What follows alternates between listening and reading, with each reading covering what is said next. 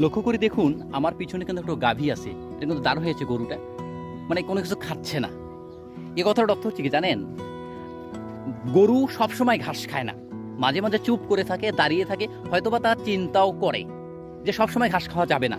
কিন্তু আমাদের কিছু মানুষ আছে বাংলাদেশে যারা সব সময় কথা বলতে ব্যস্ত থাকে, মানে সব সময় তারা কথা বলতে ব্যস্ত থাকে, সব বিষয়ে কথা বলতে ব্যস্ত থাকে, সব জায়গাতে কথা বলতে ব্যস্ত থাকে, সব কিছু নিয়ে কথা বলতে তারা ব্যস্ত থাকে।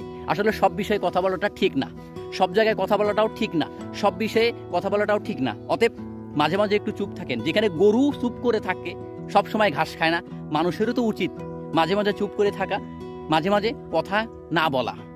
কারণ আমাদের মুখ হলো একটা, কান হলো দুটা, তার মানে শুনতে হবে বেশি, বলতে হবে কম। তবে হ্যাঁ, শোনার সময় অবশ্যই সতর্কতার সহিত শুনতে হবে, মানে কার কথা কি শুনতেছি তার সত্য মিথ্যা অবশ্য যাচাই করতে হবে। অতএব কথা কম বলেন, চিন্তা করেন বেশি।